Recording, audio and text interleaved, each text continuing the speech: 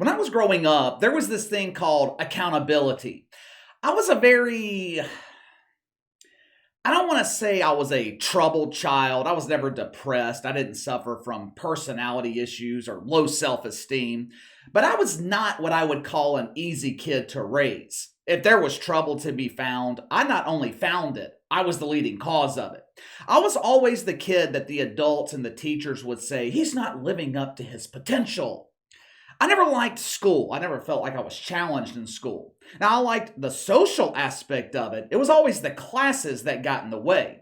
When my parents got calls from the principal or teachers at school, and trust me, they got a lot of them. It happened with regularity.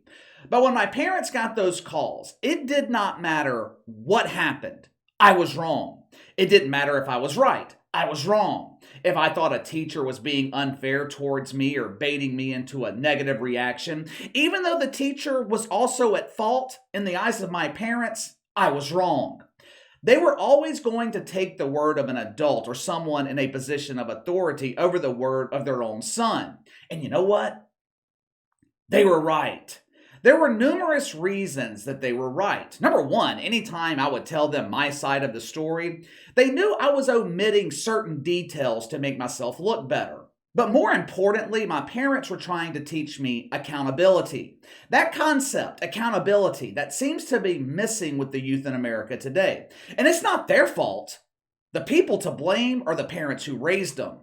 Kid gets in trouble at school, it's the teacher's fault. Kid gets arrested, it's the cop's fault. It's police brutality. Kid gets fired from his job, it's the boss's fault. Never the fault of the kid. There's always someone else to blame. This creates a sense of entitlement.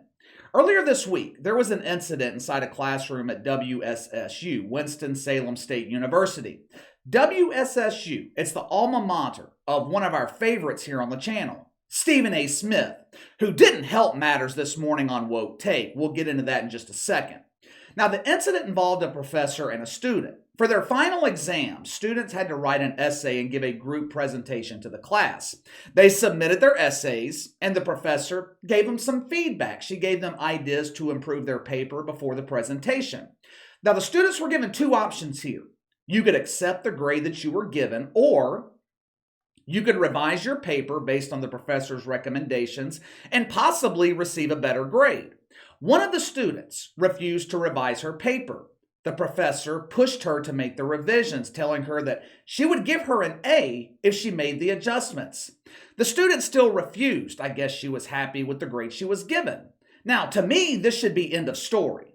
If the kid's happy with mediocrity, if she doesn't want to do the extra work to get the better grade, fine. I don't give a shit. Take your C and move the hell on. But this particular professor couldn't let it go.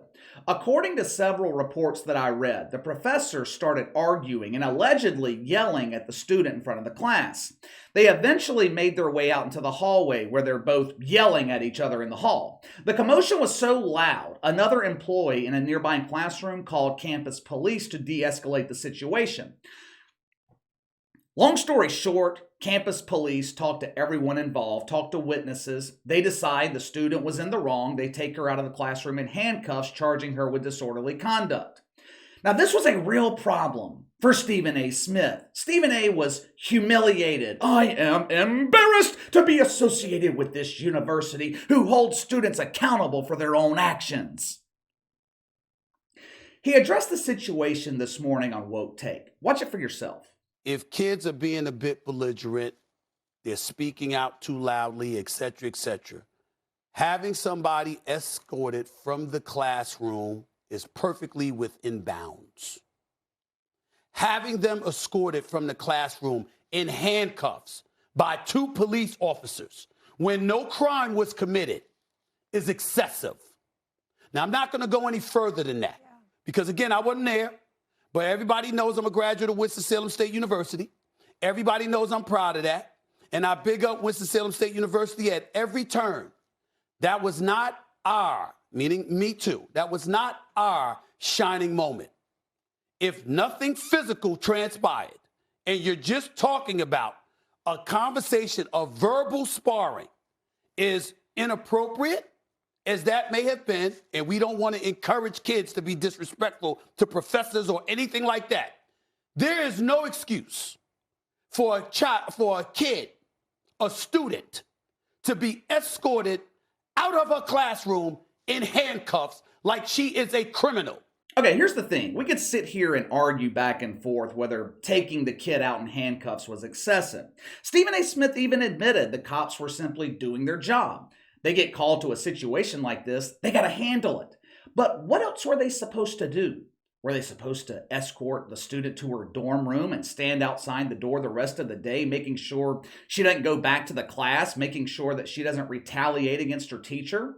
I wasn't there. I don't know what the hell happened. If the reports that I read were true and the professor started and escalated the situation, the professor was obviously in the wrong. However, if I was that kid, you think my parents would have cared about that?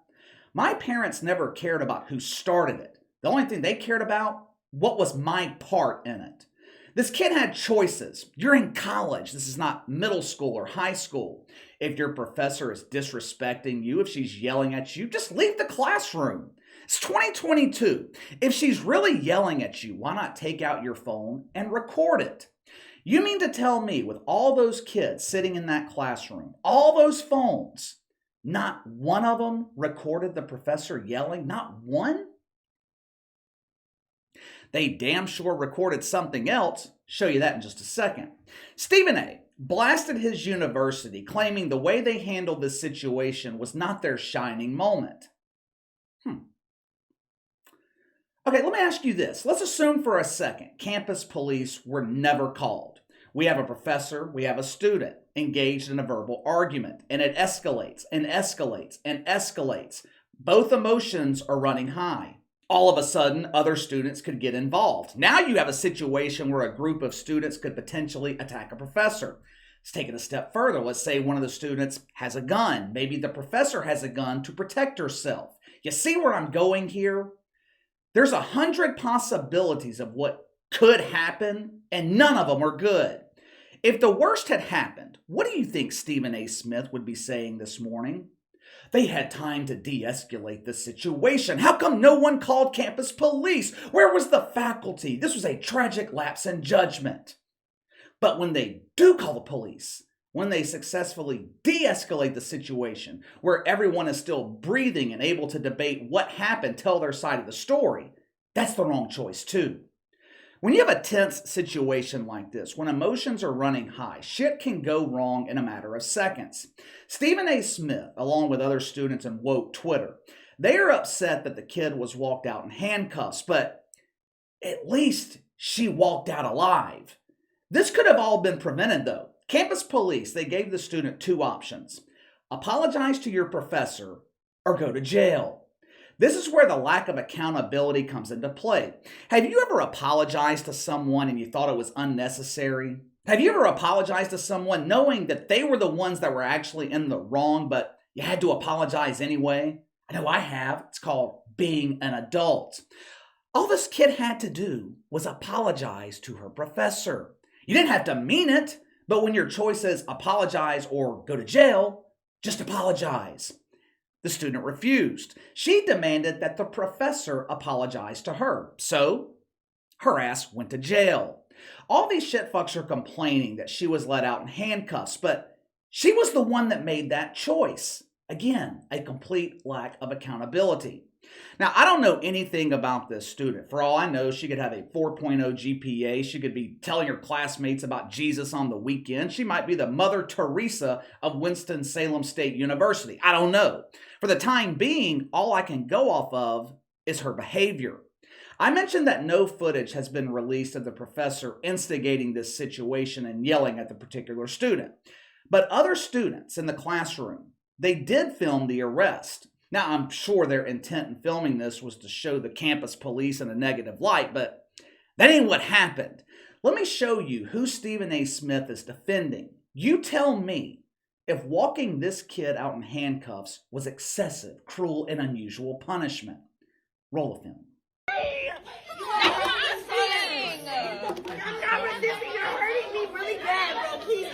Is she still standing there letting this happen? Exactly.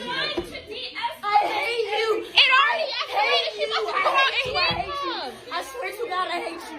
I I swear to God, I hate you. I swear to God, I hate you, bro. You're the worst teacher ever. You get me taken out of handcuffs because I want to apologize? Because I want to apologize? You started yelling at me. You trying to embarrass me about my paper. You're a terrible teacher. Is somebody recording this? Oh, everybody is. I hope you're recording everybody because that's ridiculous. Yes, she that really her job is. for letting this shit happen. She sit here and say she loves black people and stuff, but you let this happen to her? Come on now. No, you yelled at her Come first. on. You yelled at her first, but you want her to You yelled at apologize. me It doesn't make first. any sense. You hear everybody in the class say, look at my grades, my GPA, I graduated by 8 points. I'm not no dumb bitch.